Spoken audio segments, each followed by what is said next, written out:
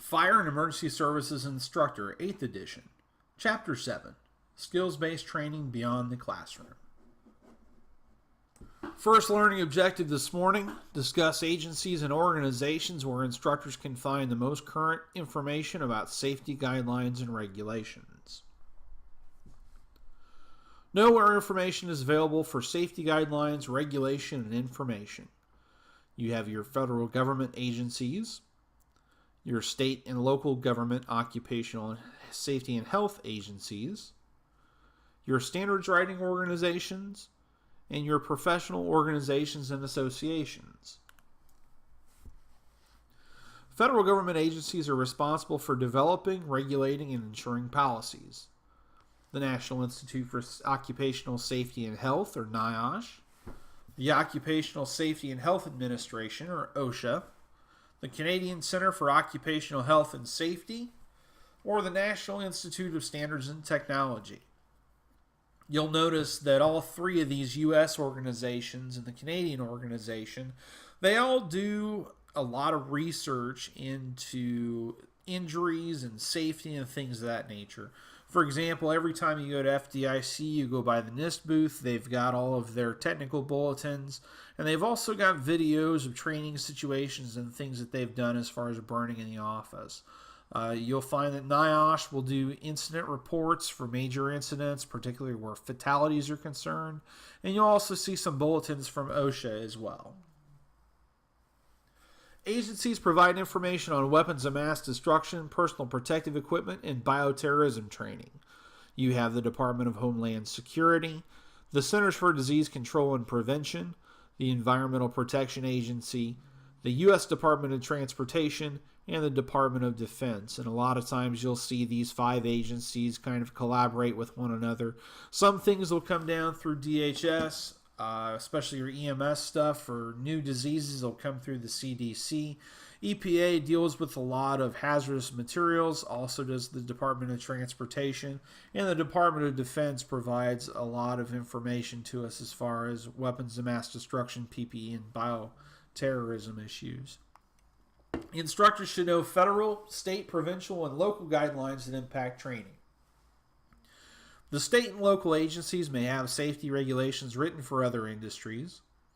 These regulatory agencies may have consultants to review pertinent safety regulations with instructors. And state and local health departments or agencies can provide statistical data and safety programs. Here you have your standard writing organizations who develop standard operating procedures for various industries. You have the NFPA, you have ANSI, and you have the Underwriters Laboratories. These are all standards writing organizations who promote and publish recommended standards or recommended practices for various situations.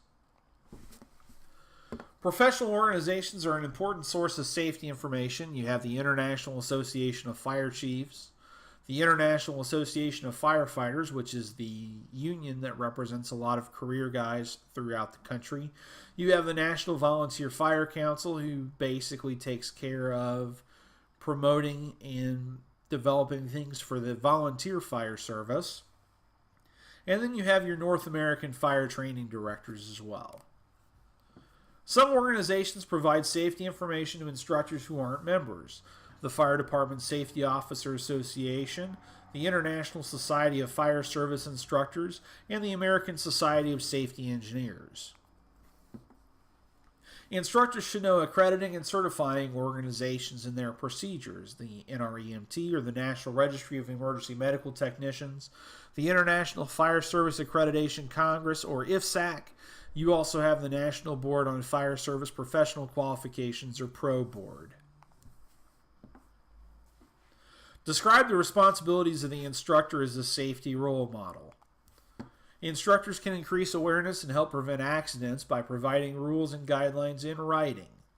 Reading the written rules and guidelines aloud as the students read them silently, and then have a student sign a statement that they have read and understood all the safety rules and regulations. This is important because if you have to go back and document a student or separate a student, you have everything in writing, they sign an acknowledgement that they've received it, So they should have no problems upholding it and staying to those standards.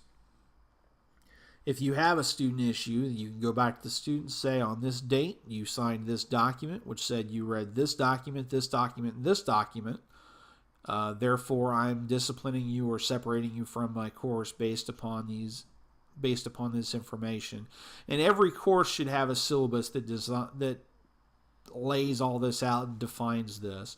You'll notice that in the early part of this course, we went through the syllabus in class, and you actually looked at the syllabus for the course. So that serves as written information that's given to you before the course. That way you understand exactly what you're getting into. If you have to go back and discipline a student or separate a student, you have that documented. Instructors must enforce safety regulations. They have to brief all the instructors and the students on the incident action plan before training begins. So for every training evolution, you should have an incident action plan. You should use your ICS paperwork and your ICS documentation and file that appropriately. That way you have it on hand if you need it. It should describe the proper safeguards and equipment used for preventing accidents, bunker gear, helmets, safety glasses, safety chaps, fire gloves, things of that nature. Describe possible hazards and explain the necessary precautions. For example, we were out on a live burn one time at Green Township, and so it happened that there was a large cistern on the side of the building that no one had noticed. So once we noticed it, we put a pallet over it, we put a piece of plywood over it to protect it, and then we put several safety cones around it, just so everyone would know the necessary precautions around that area. Then you want to brief students on relevant techniques, procedures, tools, facility characteristics, and appropriate safety rules before you start the evolution. And again, all this should be documented in your IAP in writing. You want to plan carefully for your training scenarios. You want to ensure that appropriately trained personnel are assisting and supervising the scenarios. You should review emergency procedures, evacuation plans, and verbal or alarm alerts with students before the evolution. So, for example, 3 blasts on the horn continuous, evacuate the structure. Or, for example, this is safety such and such. We have an issue at this part of the building. Make sure you talk about that with the students before the evolution so they understand what is part of the drill and what is live, what is not really part of the drill, but what can happen as a side effect of something going wrong. And then you want to inspect and repair your tools, equipment, props, and apparatus before starting training sessions. Here are some best practices. Assign a safety officer to each scenario based upon the prepared incident action plan, which we talked about. Assign additional personnel for safety positions depending upon the scale of the evolution and the severity of danger. For example, for a live burn, you want to make sure that you have a safety line with a safety crew ready to put the fire out, just in case your initial attack crew can't get to it or everything goes sideways. You want to model and reinforce safety policies and procedures by personally adhering to them. Set the example. Make sure what you're doing on the fire ground is a good example for all of your students and other agencies that are on the scene. It goes to your credibility and goes to your situation. And then be aware of human factors among students that can contribute to unsafe conditions. Freelancing, insubordination, several other issues that can factor in among the students that can be unsafe. If you've got guys on the inside and you've got a crew that decides to take it upon themselves to do some suppression from the outside of the structure, raining down on the inside crew, you want to make sure that that's taken care of right away. Instructors must identify and eliminate potential hazards. You see here we have a ventilation prop with a group of students. They've got a roof ladder thrown across so the students can learn how to cut holes. You want to make sure that you're not going to put students into that hole during the next part of the evolution. You're either going to replace the plywood or you're just simply going to move the ladder over to cut on a different piece of the side of the wood. Objective 3, explain the details required to plan for safe training. You want to identify skill levels. You want to be honest about ability levels and knowledge. If a student does not know, if they do not have the ability to do it, by all means do not let them do that. Skills may decline to lack of practice. In a volunteer service, it's especially true because you've got departments that'll train once a week, you've got departments that'll train once a month, and sometimes they aren't able to get the full training plan in. So as a result, you roll out on a residence fire, you may have some skills that have declined due to lack of practice. So we have to constantly be working on our skills. Seek out courses to gain skills or recommend a better qualified instructor if they are not qualified. Now, for example, during an NFPA 1403 evolution, chances are I am not going to be an interior firefighter or an interior operator because my skills are mostly in outside incident management and EMS. So it would make more sense for me on a training fire ground to either be on a pump panel or to be on the outside of the building or running the rehab sector or whatever, but that would be a better fit for me. You'll have to go through your instructor pool and figure out which instructors can do what. Training cannot continue until the available instructor has completed the skills training needed to be qualified. So let us say for an example, you're working with extrication. You have a training officer that's going to teach extrication, but he needs to hone up his own skills first. He'll go back, hone his skills up, and be available to do that. It's important to acquire the necessary skills to do that as soon as possible. The instructor should report unsafe equipment to the authority having jurisdiction. That means you reschedule training, you train without the faulty equipment, or you conduct the training in a facility with functional equipment. For example, we had a lot of training this year scheduled with the aerial device, and come to find out the waterway in the aerial was having issues, so it had to be taken back to Stutfin to fix it. So we had to go back and change 3 or 4 months worth of training evolutions and training sessions because our ladder is not in service. It's not there. So we have had to kind of cobble some things together, but it would be unwise to train on an unsafe piece of equipment to the authority. You need to report that to the authority having jurisdiction.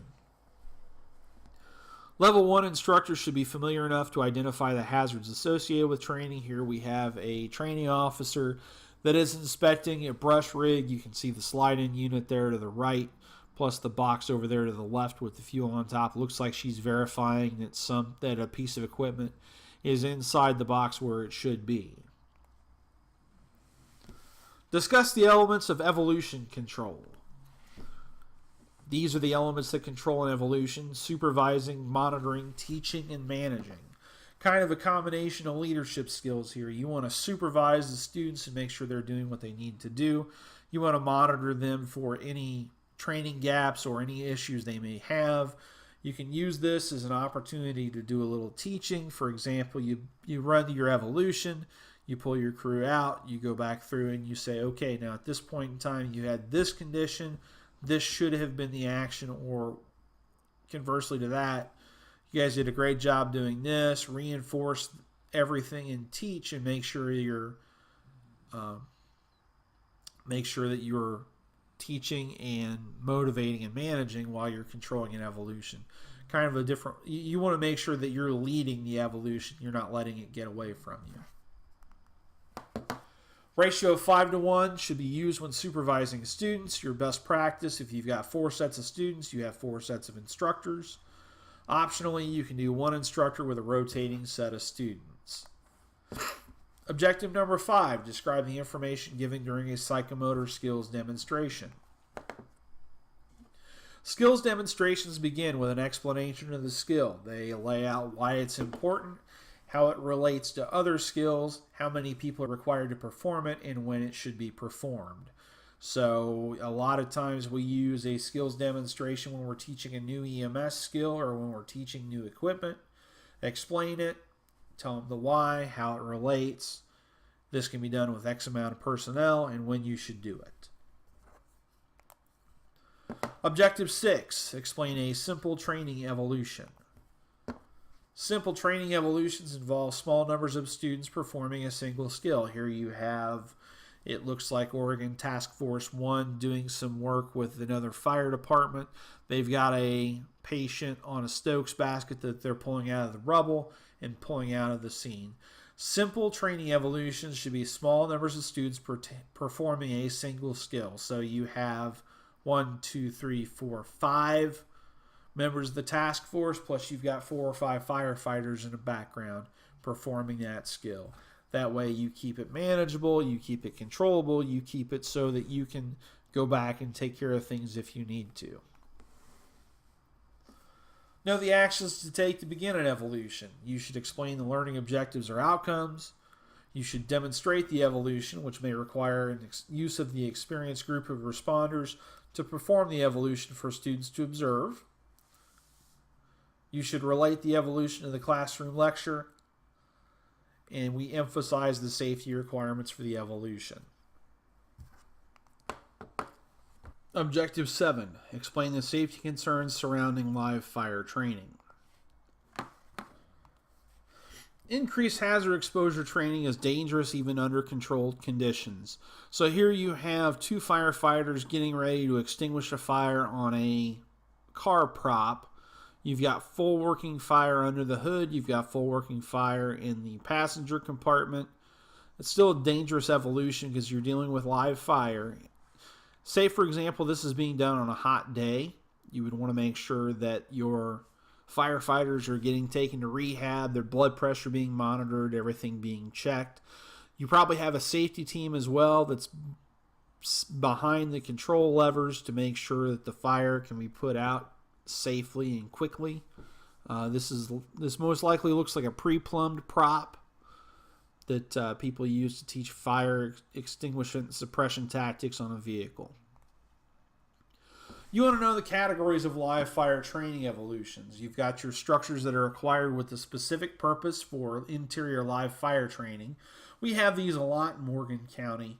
There are a lot of other counties throughout the state that do a lot of interior live fire training that are done in older buildings that are acquired for the purpose. You have purpose-built structures at training facilities built for interior live fire training. Around here you've got Bargersville, Bloomington Township, Wayne Township, City of Lawrence, Ivy Tech. Plus you've got the live fire training building that is provided by the state. You also have exterior fires, including transportation fires, wildland fires, flammable and combustible liquid fires at a remote site or a training facility. So you have specific areas that are set up just for those tactics and just for those fires. Acquired structure training must meet the safety requirements of NFPA 1403. I can't say this enough. Make sure that if you're going to have a live training burn in an acquired structure, go back, look at NFPA 1403, and make sure you're meeting those standards. You want to make all improvements to the structure before training, and any building or structure that cannot be made safe may not be used for interior structural firefighting training. Unfortunately, sometimes we get some acquired structures that are not safe for that, so they have to be demolished in other ways and means. By all means, you could use those for wall breaches or for firefighter survival, but you couldn't use them for interior structural firefighting training, especially where you've got drywall that's off the walls, you've got the open studs showing. You don't want to set up a pod right there by those structural elements, because as the flames impinge, you'll get structural weakness and things like that, and the whole structure is liable to collapse. You need an instructor to student ratio of at least 4-to-1, if not less. You want to make sure the students possess the necessary prerequisite skills. For example, you don't want to take a firefighter that is trained in the mandatory firefighter standard. You do not want to take them in and do things that would be required of a firefighter 2. Safety considerations, traffic, parking, equipment locations, things of that nature. You want to make sure that you have the proper equipment available, or you want to go back and make sure that you have the equipment available that you need to train in the structure, and you need to look at the location and access, again, for parking, apparatus placement, water supply, things of that nature. You want to know the issues to address before live fire training. You want to look at environmental conditions that are out there that day. Look at the condition of the structure. Consider the training possibilities that can be had in that specific training structure. You want to look at the instructor responsibilities, who's responsible for doing what. You want to look at your fuel usage. For example, you want to make sure that you're using hay and pallets rather than asbestos and drywall. You want to look at your water supply requirements for what you're going to need. Always bring more water than you think you need because things may go sideways in a hurry, and you want to make sure you have adequate water supply to do that. For example, it would not, during a live 1403 burn, it would not be appropriate to simulate loss of pressure or anything of that nature. You want to do those in separate evolutions to make sure your pump operators are good, to make sure your firefighters are good. Now, you can simulate it by all means, but you want to make sure you have the water available to take care of the fire if necessary. You want to know the different rules for purpose-built structures. Multiple fires and multiple cans can be built and lit in purpose-built structures. A single water supply may be used. You'll have a hydrant. You'll have multiple hydrants in the area. You want to make sure that you have your additional requirements for testing and inspection of the structure. You want to make sure that that's taken care of before you start burning. No evolutions that are included in exterior fires. No evolutions that are included in exterior fires. Evolutions that simulate low fire load fires, transportation fires, flammable or combustible liquids fires, and wildland fires. You want to know the types of exterior fires. You have your small prop fires. You have your medium to large prop fires. You have your flammable or combustible liquid fires. And you have your wildland fires. Objective 8. Identify types of increased hazard exposure training other than live fire training. Emergency vehicle operations. This is a huge one, especially with the EVOC courses. They teach part of it in driver operator pumper, and then the other classes, mobile water supply, aerial, so on and so forth. You also have emergency vehicle operations that's taught in EMS, and from an EVOC instructor who regularly sets up courses there, you have to make sure that you have that course set up exactly as it's laid out, or you need to go back and build in various safety factors. For example, when we train EVOC at the City of Indianapolis for Indianapolis EMS, we normally go to the Indianapolis International Airport, or we go to Lafayette Square Mall, and we will actually block off 4 or 5 parts of the parking lot to conduct our operations. But a big part of that, before you even go through the course, an instructor has to drive the course and make sure it's safe and set up for those parameters that you're trying to teach to the student.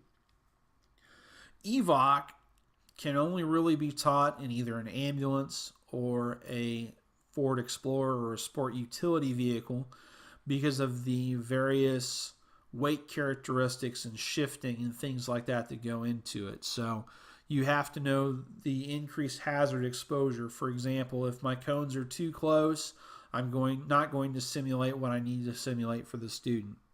You have vehicle and machinery extrication. This is big for vehicle extrication in most jurisdictions, machinery extrication in large industrial areas, in farm areas, things of that nature. You've got your surface water, your swift water, and your dive rescues. We have surface water teams in Morgan County. We have a swift water team in Morgan County. We do not have a dive team. Our closest dive team is out of Indianapolis. You've got your building collapse search and rescue operations, such as urban search and rescue would complete. You have your hazardous materials technician skills, which should only be completed by people that are qualified hazmat technicians that have spent time in a level A suit and they understand the hazards and the risks. Here's a few more. High angle rescue operations, trench shoring and rescue operations, ice rescues, power tool and equipment operations, and confined space entry rescue operations. If you look around the city, we have a good portion of these teams that are around. It's wise to train with them. In fact, every time that the dive team goes out to do an evolution, they take a specific ambulance, and they also have an EMS crew standing by to take care of those. They also have other guys, other instructors standing by to assist if necessary. Objective 9, identify topics that an EMS instructor is qualified to teach. Here are some skill topics for EMS training that may need to be held separate from fire training. You have emergency vehicle operations, because an ambulance drives totally different from a mini pumper, which drives totally different from a tanker, which drives totally different from an aerial or an engine. You have your mass casualty and triage operations, which is a good idea to refresh those every once in a while to make sure that you still understand what needs to be done. You have patient handling, lifting, moving, transferring. You have a sheet grab. You have patients that can be helped to the cot, but you need to practice those as well. You've got your bloodborne pathogen, your body substance isolation that we teach at least once per year as per OSHA. You have your invasive skill training for paramedics, especially IO, easy IO, IV, all the various different invasive things that they can do on the ALS level that we cannot do on the BLS level. You have general patient care topics. You have scene safety, equipment training, and documentation, which is a huge one, especially considering the changes that have been made recently in ICD-10 compliance for agencies that agencies that request funding and request repayment from Medicaid, Medicare. Let's talk about legal liability for a few moments here. You have to know the situations in which an instructor will be held liable. You will be held liable if you provide incorrect information, if you fail to instruct in a topic that you are responsible for teaching, or teaching a topic that you are unqualified to teach. You have to know how to reduce potential liability or legal action. You have to be aware of the standard expectations, not only your department SOP, SOG, but you need to go back and look at the NFPA standards that apply. Once you're aware of them, you need to teach to them. That's why for every course we teach, there's a copy of the NFPA standards for the scheduled topics. That way you can go back and review what those are. You have to only teach topics for which you meet all qualifications. For example, I couldn't teach hazmat technician because I don't have the skill set. Now, I do know a couple of hazmat technician guys that could potentially teach that class, but I'm not qualified to do so. And then you have to provide a safe learning environment, not just safe physically, but safe mentally and safe emotionally, to make sure that you've got a safe place where learning is conducive. What questions should an instructor ask when planning a training evolution? Can the instructors be held liable for actions of students who irresponsibly act on their own? Can individuals be held personally liable for contributing to their own injuries and the injuries of others? And then, to what extent are employers liable for injuries caused by their employees? Instructors should educate themselves on the concepts associated with liability. You have vicarious liability, which is the blame for the actions of one person can be placed upon another. You're the instructor. You're in charge. It's your responsibility to make sure that everything is being done correctly. You have foreseeability, which is a legal concept that reasonable people should be able to foresee the consequences of their actions. And you have liability reduction, to develop an IAP or a safety plan and then follow it during training. These are some precautions an instructor should take to avoid liability. You should maintain written objectives and document each training session. You should provide students with a written course description so they can understand all the requirements. You should ensure that students are physically fit for the tasks based upon the benchmarks for fitness set by the authority having jurisdiction. You should train all students on how to safely operate equipment. And do not leave students unattended while they are practicing potentially dangerous skills. There's nothing worse than a group of students who think they know what they're doing some high hazard tasks such as ventilation or door breaches or wall breaches or anything like that. You want to make sure you're keeping an eye on your students so they're not doing anything they should not be doing. Do not exceed your personal skill level when training students or working with other instructors. Do not ignore, shortcut, or exceed protocols or policies. Ensure that all students understand the intent and the outcome of all directives. Do not joke about serious situations or belittle the actions of others. Never disclose personal information about students, other personnel, or any victim or patient. This goes back to HIPAA. This goes back to the Buckley Amendment and the various other things that we've talked about already. You don't disclose personal information about anyone. Follow your organization's policy on disclosures to insurance companies, hospital personnel, legal representatives, news reporters, or other persons. Maintain current certifications through credible refresher courses. When in doubt, seek advice from a higher authority and accurately document all issues of discrepancy, complaint, and injury, including details on dates, times, conversations, suggested resolutions, and follow-up plans.